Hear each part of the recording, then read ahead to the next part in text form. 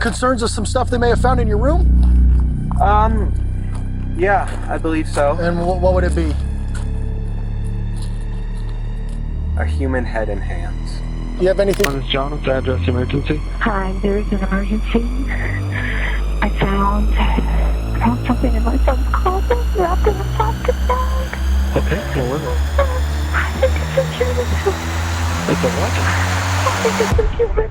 On the 1st of March 2021, Terry Cohee, the mother of 19-year-old Brian Cohee, placed this 911 call to the Grand Junction Police Department in Colorado.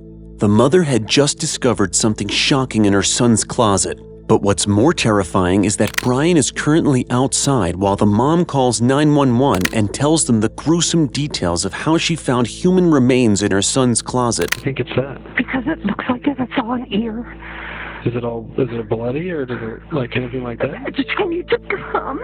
Do I have to take a picture and send it to you? The next morning, the Mesa County Sheriff's Office deputies arrive at the Cohee home.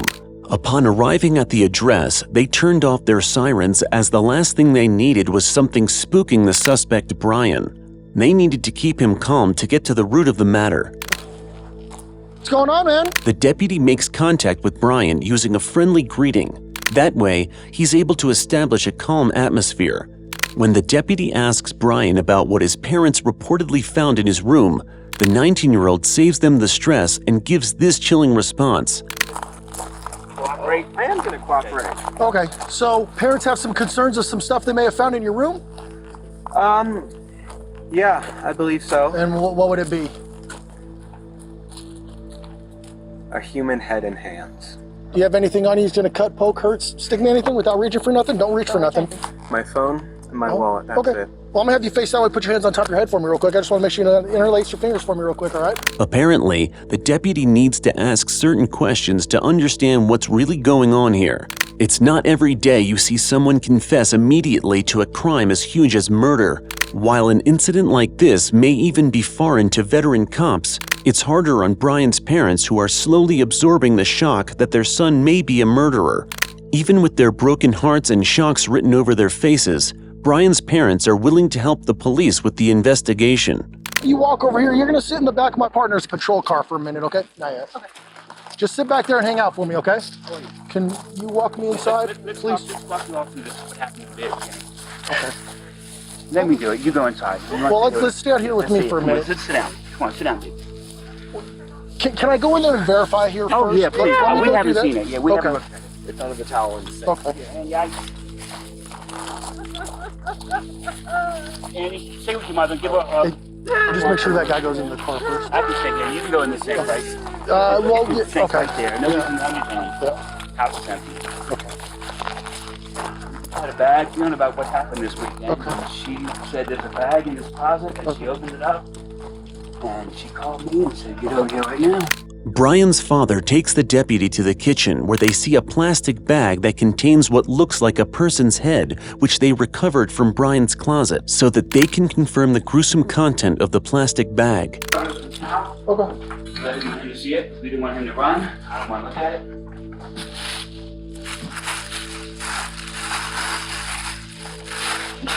Yeah.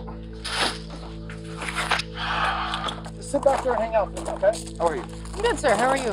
You said your name's Brian? Yeah. I'm not feeling too well. You're not feeling too well? All right. No, these past few days I've been very, very anxious. That's understandable. So what we're gonna have you do here is I'm just gonna have you sit in the back here, okay? I'm gonna turn on the air for you in a second.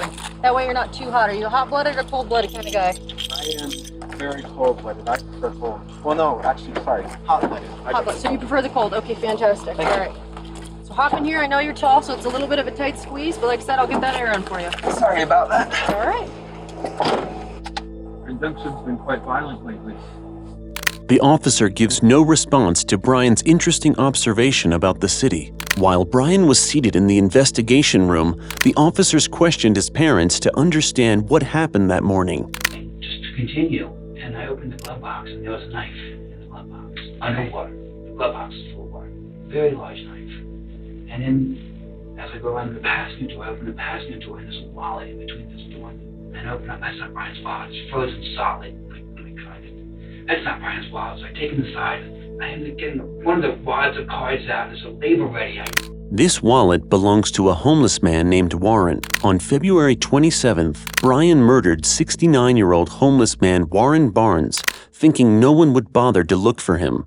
However, homeless Warren had a good relationship with some people in the neighborhood who were concerned about his sudden disappearance.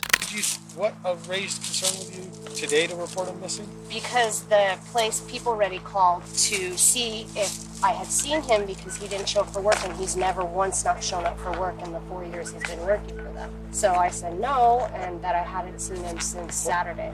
He's camping down here. No. She's never seen or heard of him being down here. That's why I'm freaked out, because there's no way he walked all the way down here in his wallet. So When asked to give details about how the event unfolded the night of the alleged murder, Brian was happy and willing to help.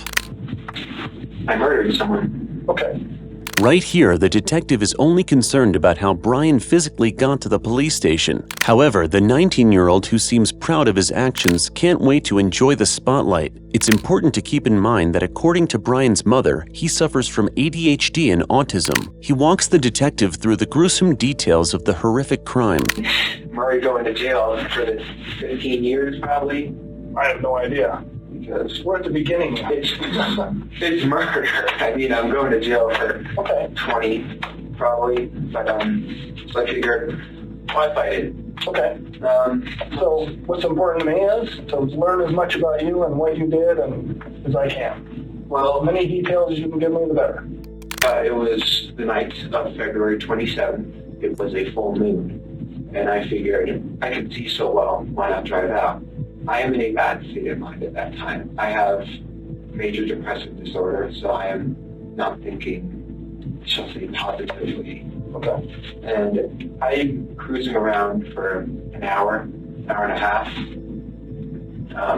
So I fill up on gas halfway through, and I'm eventually driving underneath the bridge near the sheriff's office. I'm bad with words. I'm just...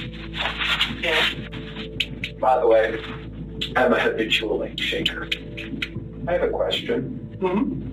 You send people who have committed crimes like me. Do we stay in this county jail or are we moved?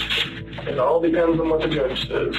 Although Brian has cooperated with the detective so far and has established that he doesn't care what happens to him, deep down, he's somehow concerned about his future once the interview is over.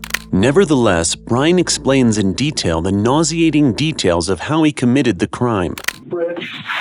Yes, I was at the bridge. I was cruising. There was a road underneath, right?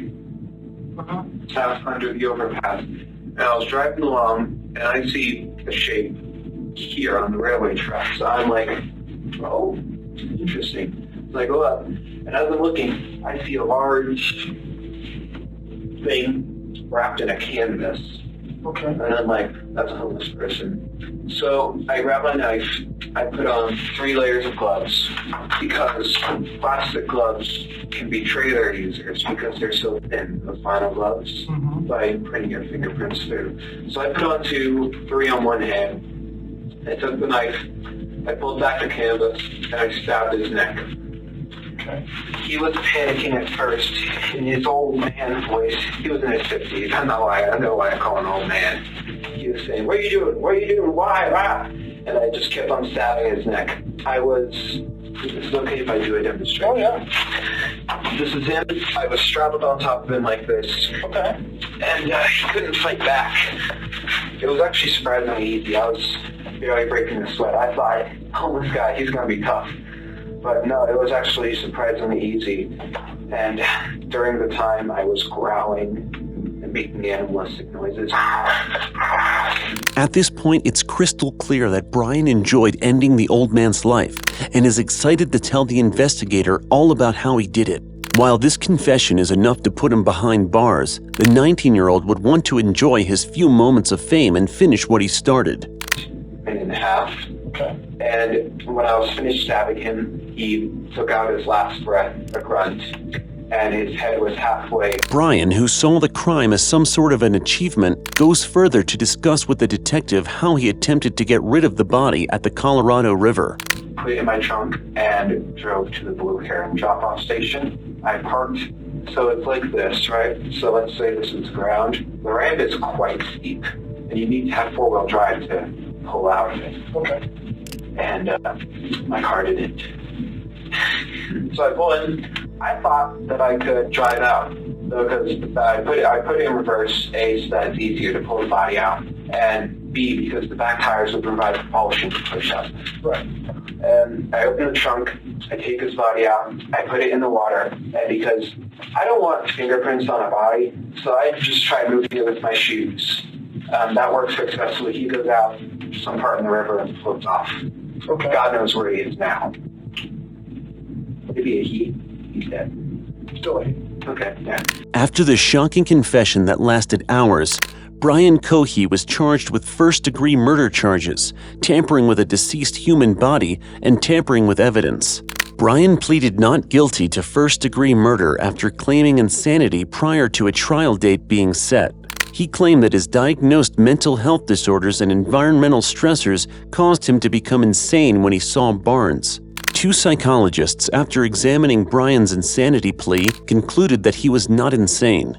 A third psychologist, on behalf of the defense, disagreed with the evaluation, revealing that Brian was experiencing a psychotic episode that rendered him insane. Ultimately, the judge found Brian guilty after a psych evaluation revealed that he did not meet the legal standard for insanity during the murder. In February 2023, Brian Cohee was sentenced to life imprisonment with no possibility of parole after Judge Richard Gurley found him guilty of first-degree murder and 2 counts of tampering with a dead body and tampering with evidence. If you enjoyed these cases, click on the next video and don't forget to subscribe. See you there.